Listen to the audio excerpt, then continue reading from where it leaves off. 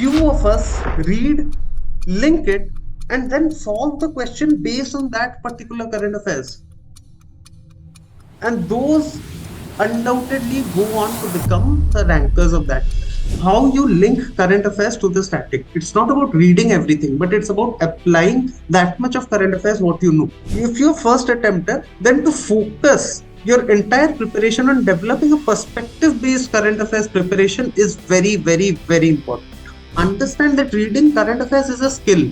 It's not something you have to remember. You have to build perspectives. When you take the data from current affairs news items and then link it to your static portions, that is where you will get mark fetching answers. Now, once you write this, your marks shoots up, which was somewhere around 4 out of 15 to somewhere 9 out of 15.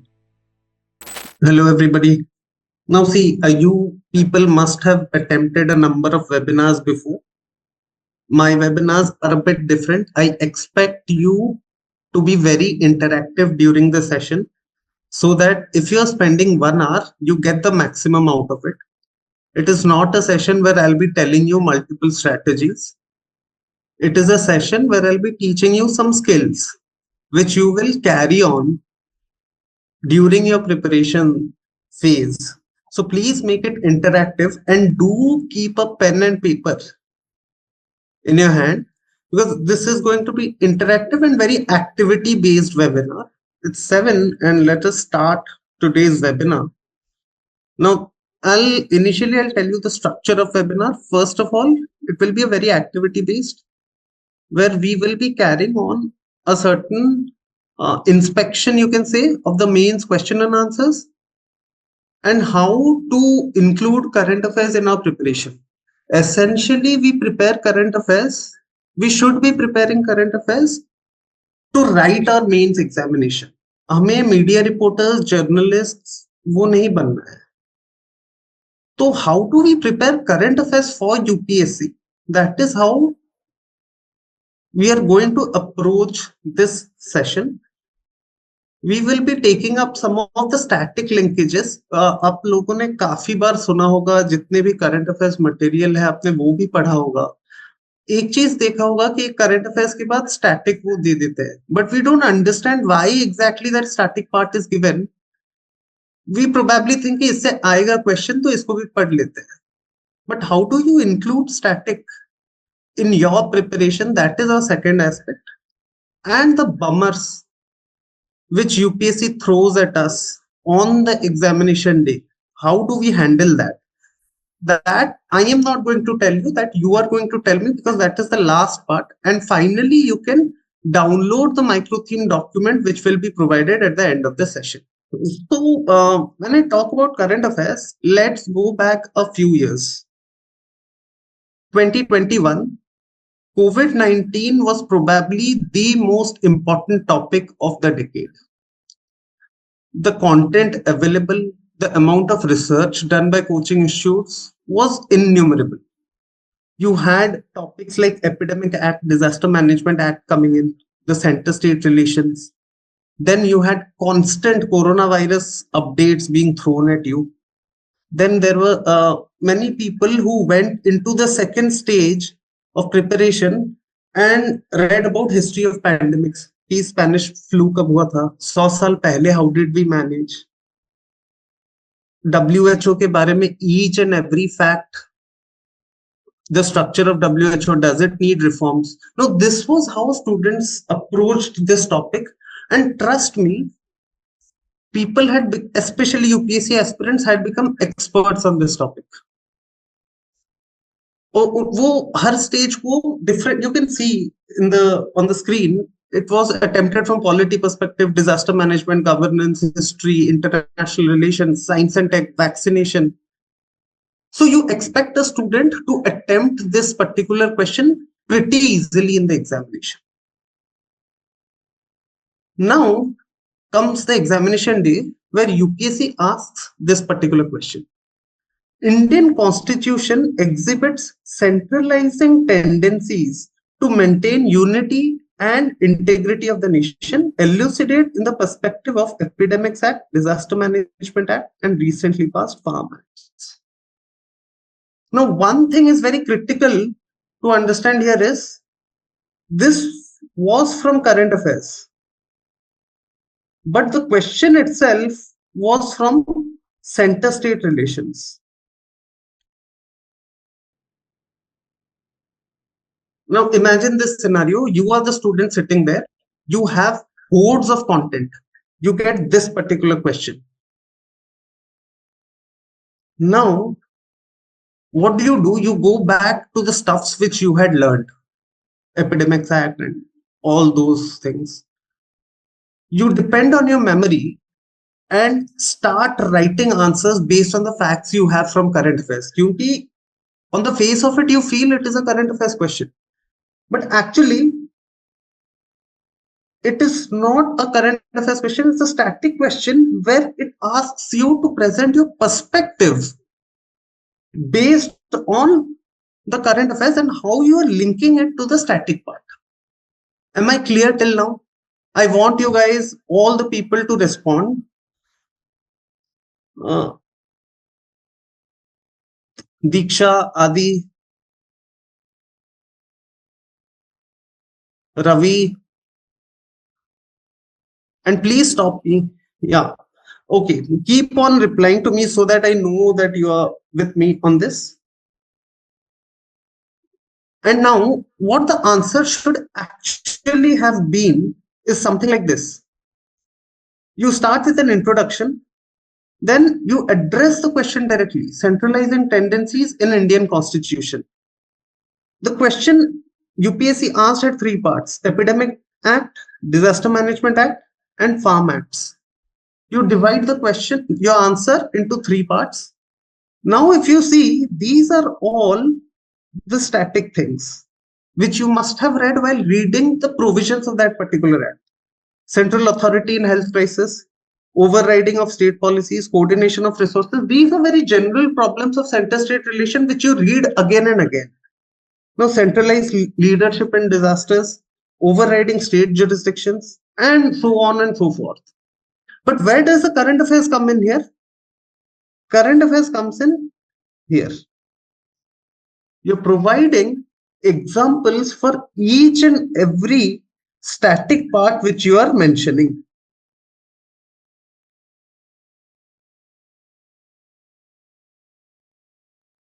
So essentially, your static should be very clear and you should be able to correlate that particular static part with the current affairs part. I'll tell you an experience of my Samachar Manthan class. So there was this topic on bulldozer justice. You go across the internet and find bulldozer justice, you would see certain provisions. और अभी Supreme Court ने November 13th को guidelines निकाले हैं, तो it is more about that. But how we approached in the class, it was about extra legal demolitions, because extra legal demolitions includes bulldozer justice, slum omissions from the for development, then mining related rehabilitations. So all are a part of extra legal demolitions. Now, that is how you approach current affairs by linking it to the static. Then this answer becomes a worthy answer of getting you rank. And this answer, every student felt that they had written. I have been teaching for quite some time now, even during that time as well. But there are few actually wrote what UPSC wanted. Most of them had these examples which we just saw as their points. Now that is where the difference comes. So if I had to categorize all the students, there were three kinds of students. Most of us, we read news. Each and every aspirant gives whole lot of time to current affairs, but while reading current affairs, we approach them in silos. The result is we move back into the prelims preparation. Some of us link it to the GS themes. Now it depends how well they're able to link. Based on that, they either give prelims again or they move luckily to the interview. But the third aspect, and it's from the personal experience of heading Samachar Manthan and teaching there, few of us read, link it, and then solve the question based on that particular current affairs. And those undoubtedly go on to become the rankers of that year. So it's up to you while approaching current affairs which part you're going to be in. I'll go back to the previous slide. Here, if you see, you studied polity while studying Epidemic Act and Disaster Management Act only to make you Mr. Lawyer, because you read all the provisions, you learned all of them than a lawyer probably. But is it solving your main agenda of clearing the exam? No. In disaster management, it was mindless skimming of the provisions taken by the state and centers and what the state did and what that central government did. Then there was a lot of info dumping which happened during the preparation. So actually, you're not studying the current affairs for your UPSC or for clearing the examination. What you're doing is this aspect. While you're studying them in silos, you're doing mindless skimming, info dumping preparation. There's a lot of rote learning. There's a lot of data dump. Now, this is where your preparation sets you apart from the rest. How you link current affairs to the static. It's not about reading everything, but it's about applying that much of current affairs what you know. The main difference is the preparation which we just saw early and now it is fact-based versus perspectives-based. When you're reading a particular data provision and trying to remember those stats, events, etc., it's essentially a fact-based preparation. It's not for UPSC. It will probably help you clear through state PCS and SSCs and everything. And that is why a lot of aspirants find it easy to clear that. Because they know facts more than probably the government who is making those policies. But what UPSC asks you to develop is higher level thinking skills based on different perspectives, where you're analyzing a topic, evaluating a topic, and creating interpretations, opinions, and critical arguments. And once you create that, then you apply them in answers. Any answer at Samachar Manthan when we go about has 4 typical parts, where you're starting with a point or a fact from a current affairs. You have evidences from current affairs to support your point. Your explanation is a mix of static and current affairs. Then finally, you conclude with a forward-looking perspective. This is how this link is built. Now, between current affairs and answer writing. Now, here I would like to take few questions from you with respect to current affairs, and especially the ones who have already given means. Where was the issue? As in, I have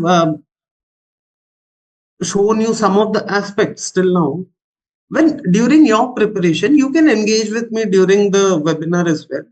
Essentially, where did you have your main problems, or you felt you could have improved? Okay. Yeah, that is what basically I was telling, right, Adi? It's important to develop. How we will go about that, I'll show you in this webinar. Yeah, filtering out relevant content, which is not. This is true. Actually, if you see, we all have gone through the preparation stage. Even when we are preparing, we are usually given a magazine which has 80 to 90 articles. Now, what to do of those 80 to 90 articles when the total number of mains question which UPSC is going to ask is 60? So the magazines which we study essentially are content dumping magazines in a sense, because they have to be sure of what content we are setting out. How to read IR topic. International relations is actually a topic which takes time to mature. So suppose there's a Ukraine crisis in March, and if you start studying IR from then and there itself, it will become very difficult for you, because you will have a whole lot of content on Ukraine crisis. Now, this is something we do at Samachar Manthan actually. IR topics, the major ones, I take it, say, after 3 months. So by 3 months, the impact on India, which is actually a major aspect of the global crisis, becomes matured. And by then, it becomes very easy. In newspaper, I think you should always at least study one article. It will develop your language skills as well, and you'll find its importance at a later stage. Okay, so now let us move to the second part. Actually, some of you, Harshita, has also said they're like segregating the topic, which is important and which is not. And along with that, in a particular current affairs topic, which is the static part, which we should be linking and studying. If you get to know that, segregating is very easy. Now, please hold your pen and paper. I said it initially. Now, this was a news item which came in the explained section, which talks about the paradox of stagnant rural wages. It's very good, Adi. Okay, so now in this particular news item, if you see, I have underlined a few things. The Indian economy has grown at an average annual rate of 4.6% in the last 3 fiscal years, and it has given a whole lot of data. Then it talks about the Labor Bureau compiles daily wage rate data for 25 agricultural and non-agricultural occupation collected every month from 600 sample surveys spread over 20 states. Now you go to a current affairs magazine, or even if you make notes, what notes do you make? Now, this is what actually happens. This is what I'm telling you from lots of interactions with the Samachar Manthan students, and how it is difficult to change a particular culture. Now, the notes which students make is the Indian economy has grown from this point to this point. You start remembering the data because trends based question बहुत आ रहे हैं. इसी को फिर आप mains में use करते हो. कुछ भी क्वेश्चन पूछे, आपको ये डेटा पता है तो आप लिखोगे. This is how you, now people who have given mains will understand this. This is how you will write in the notes. इसके बाद जो मेंस का नोट्स जब बनाओगे तो यहाँ पे फिर दो चीजें और आ जाएंगी. एक है इश्यूज या चैलेंजेस आ जाएंगे, where you will bring in some points from here and there. Then you will have government initiatives, and then way forward. This is what a basic note looks like. Now you go to attempt the exam after reading this. So this is what you will study. I have taken some snapshots from very general magazines and all. Rural wages for economic growth, where we talk about data and how wage growth data has been. Then some will study these graphs and maps and how nominal wage and real wage has grown. You will read the difference. And then implications of stagnant rural wages, economic growth versus wage stagnation. These are the general topics which you will approach and read. And everyone knows it's a fact. And it's not a fault of yours, because this is what is available to you. Now the question which comes is addressing the various factors behind stagnant rural wages would be critical for poverty alleviation in India. Now, imagine this question, you have this part of the answer. Addressing the various factors behind stagnant rural wages. So, without thinking much, you start shipping in points.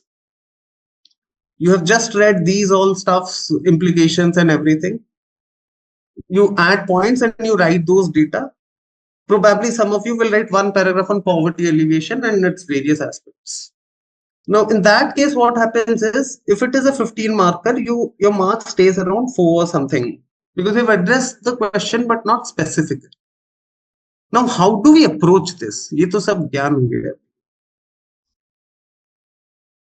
I'll come to that, Diksha. Now, if you see this is the note for students is what you should be reading, because rural wages is a leading indicator for rural poverty. Now you see the micro themes which has been linked to especially rural income. It's very clear in UPSC questions. Microfinance as an anti-poverty vaccine, where it's linking microfinance to income security of the rural poor.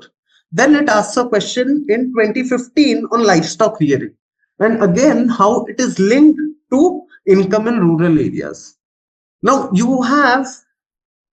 once you have this framework in your mind, it's very easy कि आपको कहाँ पे question पूछा जाएगा. It's wages related to poverty alleviation of rural areas or the rural poor. Now, till now, I am not, it's not a creation of my mind. I read this particular news item. What are the probable micro themes I moved there? And it was very clear that it is linked to rural wages and rural poverty, because rural poverty has been constantly asked by UPSC. Now, once you're clear with that, then we go into the facts that you have been reading. Key factors behind rural waste stagnation. The ones that are marked in green are actually current affairs from the same article we just saw, the explained article. So current affairs is ingrained in your static preparation. These are all static parts. If I say this, these are all static parts. How you ingrain current affairs in your static preparation, because that is how question came with the COVID thing as well. Right? Now, once we are done with this, these are very general stuffs, implications of stagnant rural wages, then what are the current initiatives, what are the recommended solutions. Now, the major part where we come is back to basics, because we have just seen that current affairs should be studied not with static, but inside statics. And in micro themes, we saw poverty alleviation, and rural poverty is an important micro theme. So the content which you have now is rural wages for alleviating poverty, where it talks about income security, limited access to education. These are all basic points. Where do we add current affairs? It is here to substantiate the static part.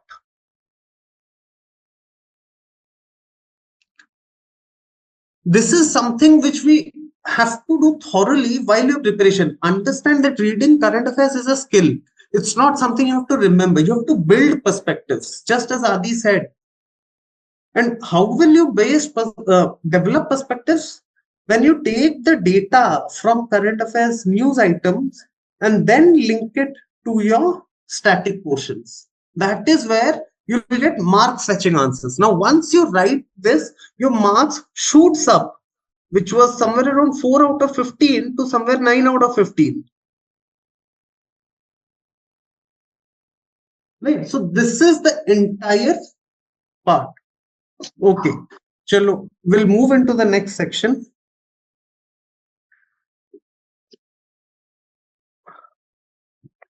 Now we will deconstruct this particular burning issue. This was an editorial which came a few days back in Hindi. Now, if you read this, it talks about realizing the rural-urban continuum. Now, this is a very important topic from your urbanization perspective. This is the first thing which should come to your mind once you see this particular article. Am I clear on this, everybody? Say a yes or something. This is going to be interesting. Now, many of you have also asked कि how do we study editorial, topic segregate कैसे करें. So, urbanization का article है, तो urbanization becomes important. Now, if you go into the details of the topic, you'll find a few critical lines. It basically talks about how the policy and the governance aspect ignores the space that exists between a rural area and an urban area. And it also talks about how the demographic changes are occurring in tier 2 and tier 3 cities. These also talk about the peripheries of major urban centers and urban agglomerations. When you talk of a particular space, suppose यहाँ पे rural areas हैं, यहाँ पे urban areas हैं, इसको तो municipality govern कर रहा है, इसको पंचायत govern कर रही है. What about these areas? This is what the entire article is about. अभी यहाँ पे it talks about one, the governance challenges and the governance aspects through various schemes, where it talks about Swachh Bharat Mission and Amrut. And then it moves into the financial constraints which particularly these areas face, क्योंकि उनका कोई policy में जिक्र ही नहीं है. Next, it talks about the governance model and how 73rd and 74th Constitutional Amendment Act needs to be revisited and strengthened. So, if I develop a summary like this, so I have many keywords here. 73rd and 74th Constitutional Amendment, question क्या आ सकता है कि यहाँ पे how 73rd have not been able to solve the issues of rural-urban continuum. This is a GS2 question. To be specific, polity question. How flagship programs like Swachh Bharat Mission and Amrut have ignored the rural-urban continuum. This is a governance question. The need of present-day urbanization is to take into the full rural-urban continuum. Now, this is a GS paper 1 society question. Now, lack of governance measures in rural-urban continuum does not help the Indian government to mobilize adequate resources. Now, this comes under resource mobilization GS3.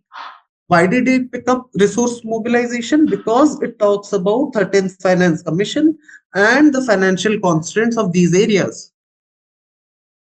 So there are 4 or 5 main points in this article which basically delves into various GS papers. Importance is how do you cover that tangential part beyond what is just there in the article or the summaries which Bobby was just telling कि आप YouTube पे देख रहे हो या कहीं पे भी देख रहे हो, वो जो summary आपको देंगे वो यही वाला होता है, रूरल अर्बन कंटिन्यूम. इसको समराइज करके आप YouTube पे चला दिए and you read that YouTube. But वो skill develop you will get that when you go for a perspective based current affairs preparation. Once you write means this will become much more clearer to you. But if you're first attempter, then to focus your entire preparation on developing a perspective based current affairs preparation is very, very, very important. Now, so how do we study this article? This is the article which has appeared in editorial. We know there are 4 or 5 important points which we just talked about. Now, when we go to rural-urban continuum, this is what has been written. Though it is a topic of GS1, now how this burning issue topic actually helps you to develop and saves you a lot of time and labor. So it's directly given in why this. Though it is a topic of GS1, understanding the tangential aspects of it is important because UPSC is testing your analytical abilities with such topics. Now, what topic we will take to analyze this tangential aspect?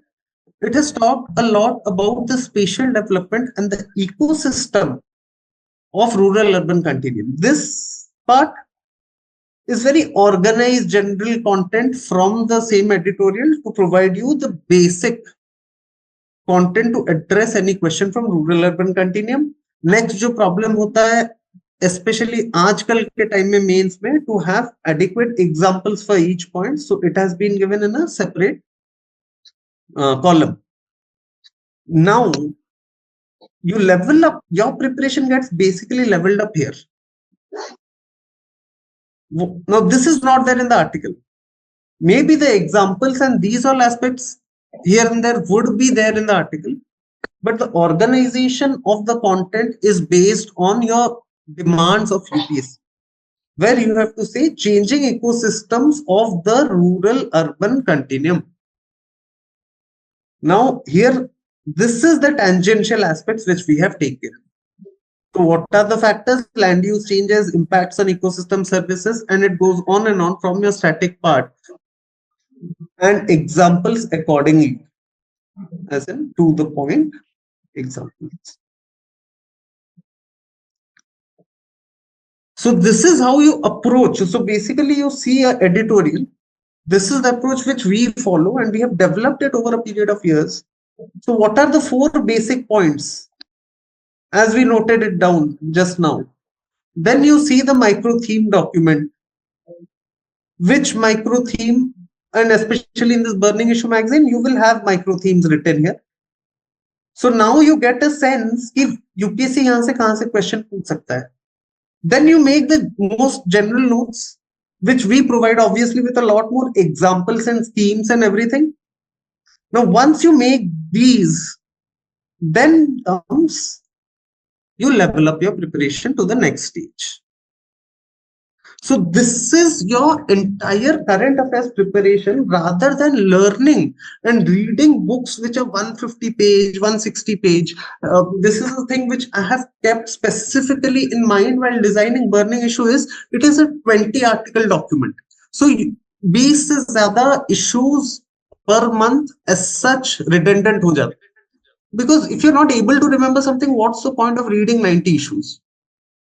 Read 20 issues, but develop perspective कि उससे अगर GS 1, 2, 3, 4 कहीं से भी question आता है, you are able to attempt. Right. So this was my last slide. Now you can shoot your questions whatever you want to.